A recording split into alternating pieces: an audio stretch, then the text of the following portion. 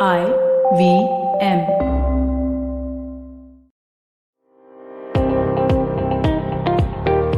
Welcome to All Things Policy, a daily podcast by the Takshashila Institution. We are a bunch of policy nerds based in Bengaluru, and we like bringing fresh perspectives to Indian affairs and Indian perspectives to global affairs. So grab a cup of coffee, sit back, and join us for today's chat. Hi, I'm Sarthak and I welcome you to one more episode of All Things Policy. In today's episode, we'll talk about India's constitution. To be specific, we'll talk about the intentions, motivations, strategies of those who drafted India's constitution. The conversation will be around Madhav Khosla's book, India's Founding Movement, the Constitution of a Most Surprising Democracy. To discuss this, I have with me my colleague Apurv.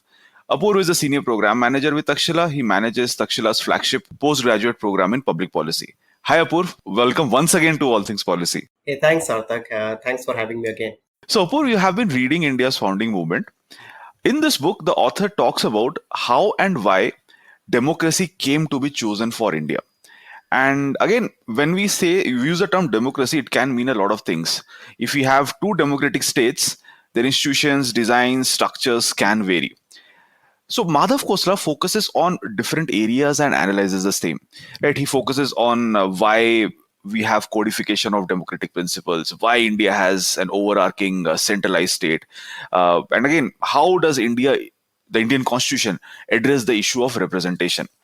So Apurv, I wanted to know, why is it important to study all these dimensions?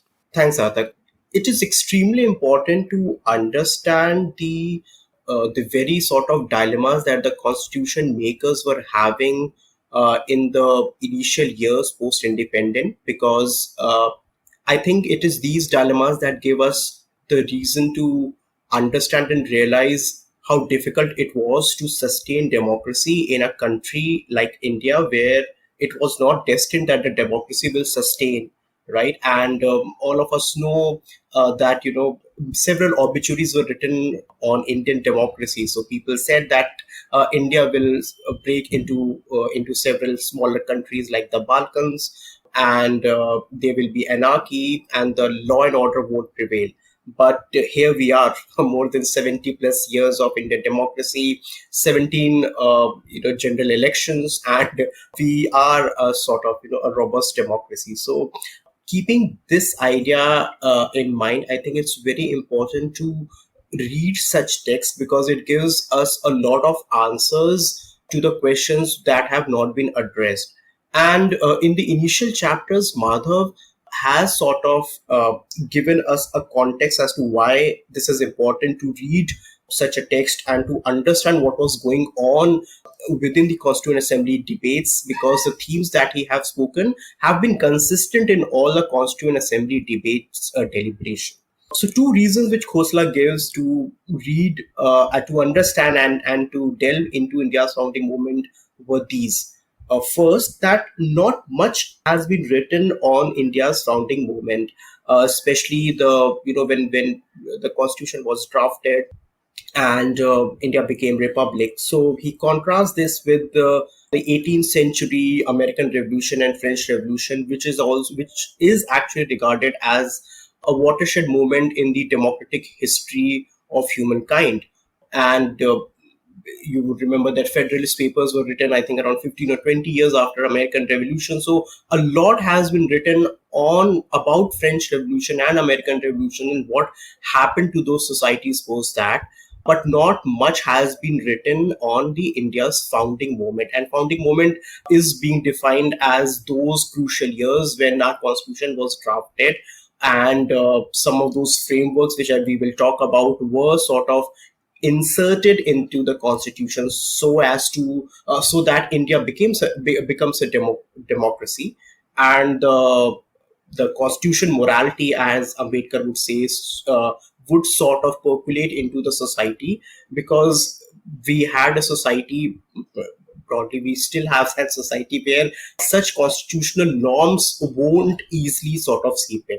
So that's a reason number one. The second reason which Khosla argues that we should be reading about India's founding movement is that democracy in India came at the stroke of the midnight hour, and adult franchise was given to millions of Indians.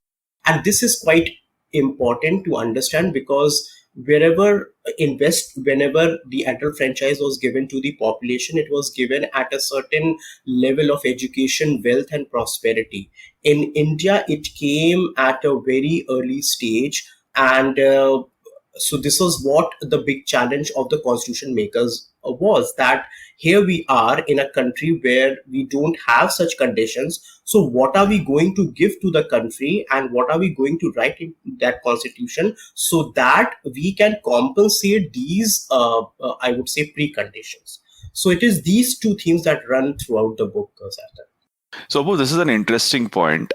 Generally, in most of the other democracies, right, the way we have had the constitution, it is more of a gradual thing, right, evolutionary thing. So, over a period of time, people were demanding for different rights, and all these rights and all these things are getting codified within the constitution. But in case of India, the society was at a different level altogether, while the constitution is at a different level, right? The society might not have been egalitarian, but the constitution will have provisions related to equality. And the constitution is basically trying to change society. So it's trying to bring about, or it aims to bring about, some form of a social revolution uh, in the Indian society. That's right. I think that's the key word, Sarthak. And the social revolution is what Granville Austin also talks in his book Indian Democracy, Indian Constitution, the cornerstone of a democracy. So social revolution is what the idea was, and we should sort of, whenever we are reading these texts, Sarthak, I think it's a great idea to keep the Constituent Assembly debates open on a different sort of tab, or something else, so that we also know and understand that these were fiercely debated issues and topics. So the Constituent Assembly was as chaotic 70 plus years ago as it is chaotic right now. That's important. And the social revolution was the idea. The society was not ready. The society didn't have those preconditions, but the constitution tried to give those conditions. Apur, since we are talking about social revolution, how the Indian state through constitution is attempting to change the society, I think I should point this out to our listeners that this is something that we teach at Takshashila in our graduate certificate program in public policy. And not just social revolution, we also have modules related to paradoxes, limitations that the Indian state faces. And at present, the admissions for our 12-week graduate certificate program in public policy, defense and foreign affairs, technology policy, and health and life sciences are open. Application deadline for our upcoming cohort is 28th August. You can visit our website for more details, takshila.org.in/courses. Coming back to the discussion, since you mentioned that the Constituent Assembly was chaotic, I'm wondering how chaotic the Indian society would have been back then. And there would have been a need to reduce the chaos, or at least to bring the society to the same level when it comes to understanding. So, and one of the way it would have been done is through codification of the democratic principles. And Madhav also talks about that the Constitution of India aims to codify different democratic principles. And again, this is reflected in the fact that our constitution is a bulky document, right? India's constitution is one of the longest constitution. In fact, it's the longest constitution in the world. Initially it had some 395 articles divided into 22 parts, 8 schedules, and at present some 448 articles and 12 schedules are there, right? So he talks about codification, and one of the reason for codification is maybe bringing everyone in the society to the same level. So what is the other, is there any other interpretation here? I think you are right, Sarth. I think that was the idea, to codify everything in the constitution. And when the drafting committee and those deliberations were going on, there were debates that, there were people who said that, I think, in fact, the constitution makers were trying to strike a balance between not codifying too much and codifying very little. So they have to strike a balance so that they don't become sort of so the constitution doesn't become an administrative, right? So that was the idea. Khosla says that the codification was done in order to provide a pedagogical tool to the Indian citizens. And this pedagogical tool was is used to give the rules of grammar to the people who didn't even know the language of democracy and constitution. So the codification becomes important because you codify everything in this document, and this will become a precedent for the coming generations to follow. He has used several case studies, Sarthak, and I would just pick up one case study. So, one such case study is the directive principles, Sarthak. So, Ambedkar wanted to include directive principles into the constitution. He and his colleagues at Constituent Assembly knew that the state at that point, and in fact, in decades following that moment, is not capable to fulfill the needs of the citizens, such as health, nutrition, education, and employment. The state was not capable, and that's why directive principles, you cannot enforce directive principles, and you cannot challenge if your directive principles have not been met to the court, to any court, right? So he wanted to include this into constitution so that it becomes a precedent for the parties that will form the majority, or the parties that would become part of the legislature, so that it becomes a precedent for them to fulfill that constitutional aspirations. Aspirations is the key word here. Whenever after 5 years the political actors would go to the citizens to ask for their votes, it is this directive principles and the aspirations that these directive principles articulate that should be the sort of, that should be in their mind whenever they are going into the people who ask for their votes.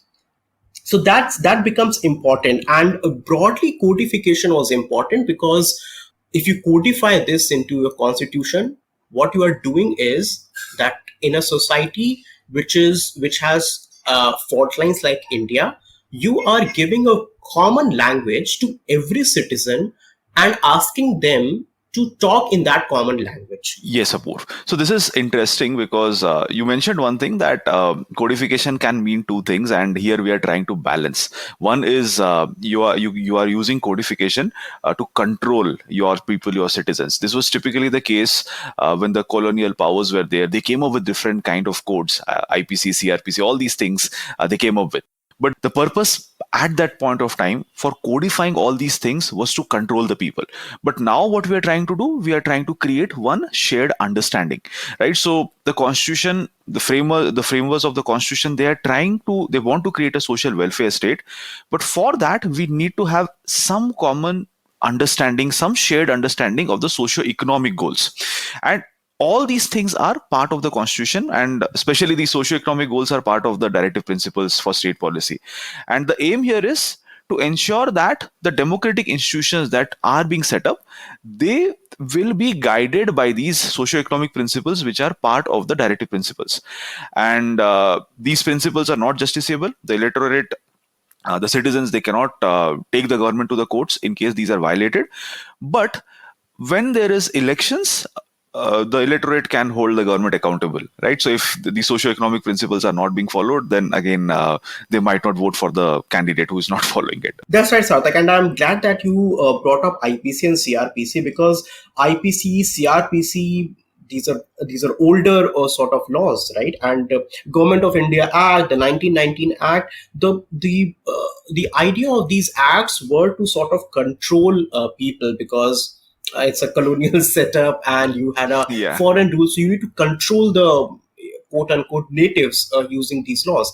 It was a constitution that gave rights and talked about protecting those rights and about the socio-economic aspects that you talked about, sir. Yeah. So, and here when he talks about codification, apart from the directive principle, he also talks about the reason why we have different kind of limitations on fundamental rights, right? So as per our constitution, different fundamental rights are not absolute, right? So he talks about why there are different kind of limitations imposed on fundamental rights.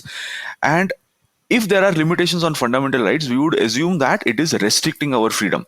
But he says that no, these limitations are there so as to enable more freedom rather than restrict freedom. That's right, Sarthak, and it's a brilliant sort of an argument that happened in CAT deliberation. So when there were few members who argued and who were sort of miffed by the fact that for every right or for everything you have a clause and a subclause, which means that either there's a lot of confusion that's happening and you are actually restricting the rights by adding those clauses, to which the constitution makers and Ambedkar and others said that no, they are actually trying to articulate it in a more sort of a easy manner so that people would understand. This is very different from the US constitutional setup, Sarthak, because in US the Supreme Court actually may sort of may enter into this terrain and may interpret clauses and subclauses. That is what our constitution makers never wanted to happen, because it would make things more vague and more open-ended and more discretionary. So they said that that it would be good idea if they can add those clauses and subclauses within the constitution document. So basically, what they have done is they have mentioned what are the rights, but at the same time, they have also mentioned those specific grounds on which the rights can be limited, on which the rights can be curtailed. And they are doing this so that the rights cannot be violated on any other ground. And as you mentioned, the US Constitution gives sufficient space for the judiciary to interpret it, and in case of India also, judiciary is the final interpreter of the constitution. But Madhav says that judiciary back that at that point of time, you are also creating the institution of the judiciary, and or at least and the judiciary would have been a very nascent institution back That's then, right. That's right. and it would not have cultivated the constitutional morality. Absolutely. Yeah, but one issue that I see with limitations of fundamental rights is, look at the scenario right now, right? So there are people arrested because they were on the grounds that they were a threat to public order, they were a threat to national security. I think, Sarthak, it's what's happening in the current scenario is that people are misinterpreting what is there in the constitution, what is there in those clauses and subclauses, and they are using those things to suit their purpose. I don't believe, and I don't think so anyone else would believe that the when they were putting those clauses, the idea was to curb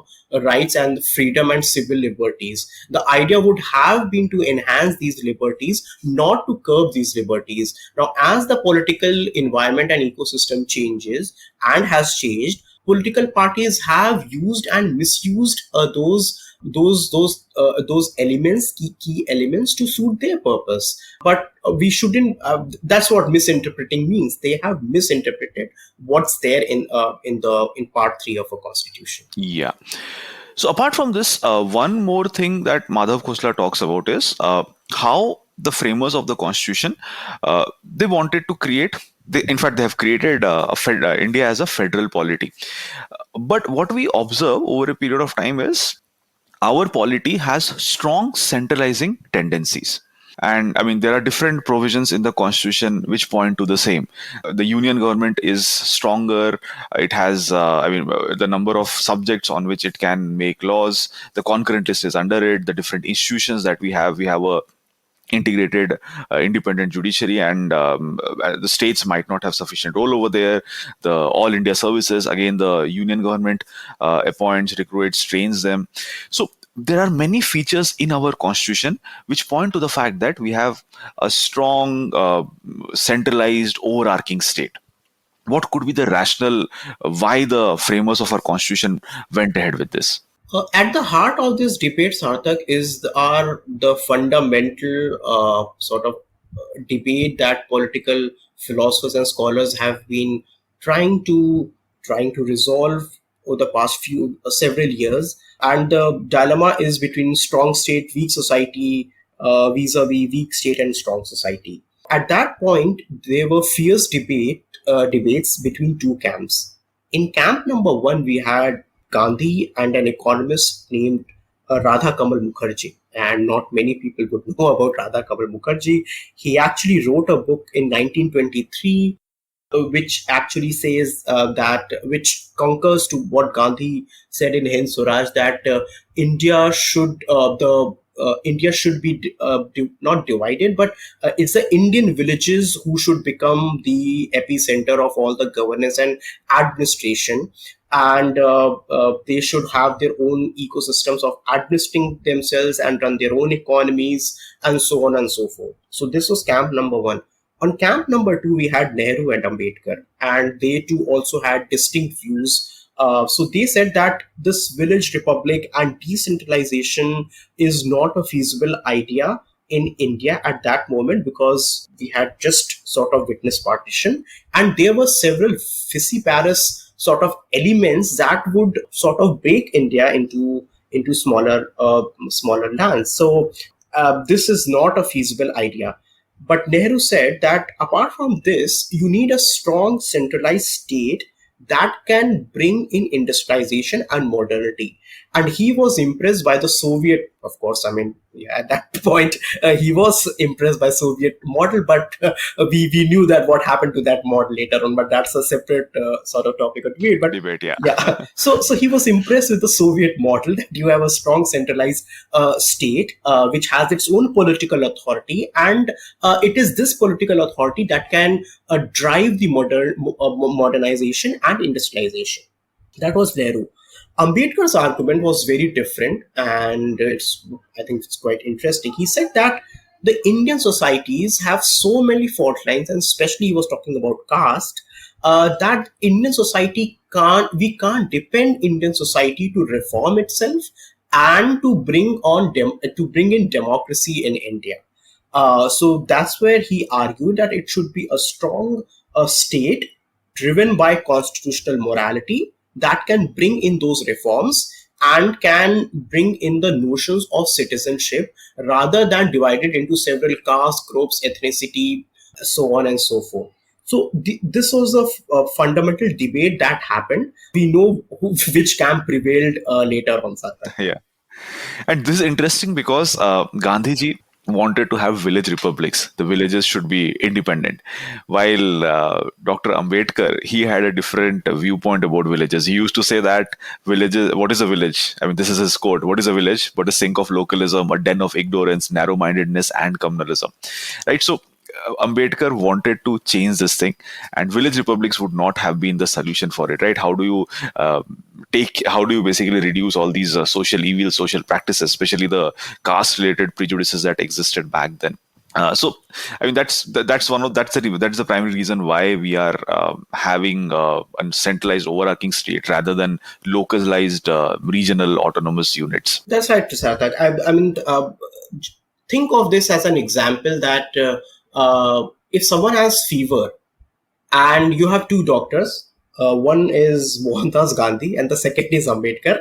So Ambedkar would give you a medicine, and he will say that you should pop up this pill and your fever would go away. Gandhi won't give you the medicine and won't give you the pill, and he will say that it's your body that will fight this particular sort of flu, and you will be okay in a few days. So this was a dilemma. This was a debate that was happening, and we knew whether the pill worked or the other thing worked. We all knew what happened after that. Yeah. So apart from this debate related to centralization, another thing is the issue of representation, right? How do we address the issue of representation and how we have gone ahead with it? That's right. And it was quite a complex sort of I would say, issue which our constitution makers were trying to address, because partition had just happened. At the time they started, of course, they started in 1946 and it went on till 1949. But while they were having these Constituent Assembly debates, partition happened. Millions of people were displaced, millions of people were killed. And so representation became extremely important. And what they did in Indian Constitution was that they removed the identity-based representation with individual identity-based representation. So, which means that the citizens won't be any sort of electoral kind of quotas or electoral sort of reservations for a particular community. In fact, every citizen will have a right to vote to any representative with no matter which sort of community he or she belongs to. So it actually gives the power of voting to an individual rather than community, and that was, I think, the idea which Ambedkar and other constitutional makers were trying to address, because as long as you will keep on voting on the lines of identity, the horrors of partition would keep on happening.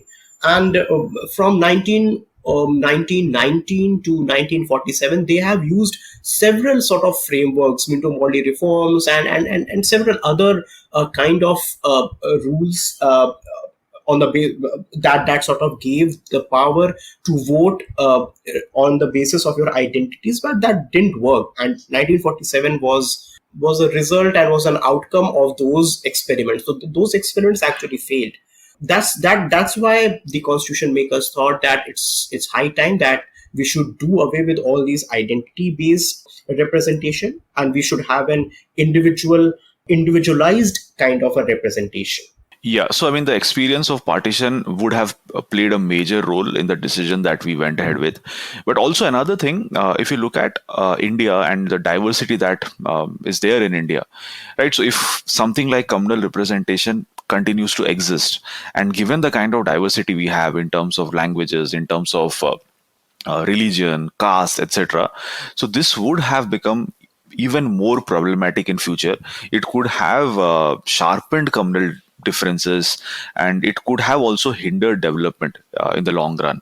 That's right, Sarthak. And I think they were, at that time, they were sort of thinking about religious identity, but you are right. I mean, what would have happened if these communal representation were on linguistic lines? So I think we would have faced serious repercussions of that. Yeah, and another way also they are looking at Indians, right? They're basically looking at Indians. They're subjecting Indians to an institutional state force which treats Indians as equal agents. But when you are having something like communal representation, which used to be there in the past, separate electorates, it restricts the choice of individuals. But with the constitution, this entire thing we are taking care of, right? We are recognizing each individual as a separate unit, and we are recognizing the agency of each individual. That's right, Sarthak. So I think consider this as, consider this example. For example, you are part of a particular kinship, or you're part of a particular village, and you are voting your representative on the basis of communal representation. So your village would sort of vote to a particular person on the basis of some identity kind of a dimension, and so would the other 30, 40, 100 villages around you, right? So you have different authorities, you'll have different kinds of rules, you'll have different kinds of administrative setup.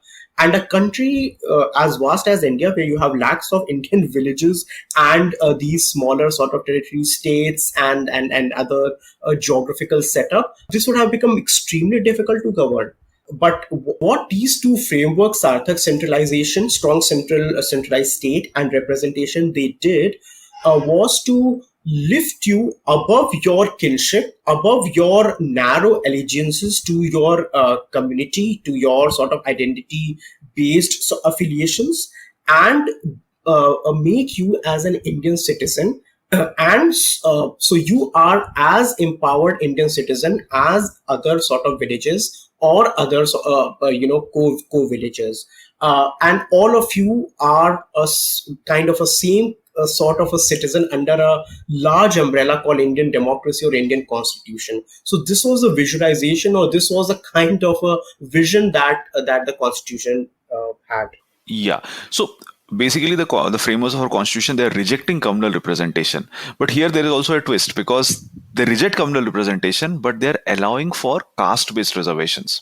That's right, Sarthak. And Khosla sort of argues that it was actually Ambedkar's argument that why we should have a caste-based reservation, because here we have a disadvantaged community who have seen marginalization for thousands of years, and they need a voice. And It's the constitution, and it's the moral duty of the constitution to give them voice. And that's why they sustained caste-based sort of representation and quotas and so on and so forth, but they did away with religion-based. And again, the partition would have loomed large in the backdrop when they were making this decision. Yeah. So basically, see, the caste institution is an institution which has been there for like ages, and because of caste system, what happens? Occupation is decided on the basis of birth. So it is a mechanism by which division of labor as well as division of laborers is happening, and as a result of which, what has happened is among some communities there is concentration of social capital, political capital. So they are at a disadvantage. They're at an advantage, and other communities are at disadvantage. So some groups, some communities tend to dominate. Now, Dr. Ambedkar is of the view that we need to diminish the power of certain communities. I mean, they have been continuously dominating, and because of the capital they have. And as we have been talking about, the constitution is all about individualization of identity, right? So through caste-based reservation, they are trying to change the power hierarchies that have existed in the society for a long period of time. That's right, Sarthak. And I think this is what annihilation of caste was, the idea of annihilation of caste, because through constitution, Dr. Ambedkar wanted to annihilate the caste. Yeah, and this is also the place where I think Dr. Ambedkar and Gandhiji, they are also differing, because Gandhiji thought that it will be the society which can be the driver of change. The changes have to come from within. The society has to reform. While Dr. Ambedkar is of the view that the state has to be the driver of change. And again, how will the state be the driver of the change? It is through constitutional mechanisms, right? So the constitution has provisions for affirmative action and caste-based reservations. Absolutely, sir. Absolutely.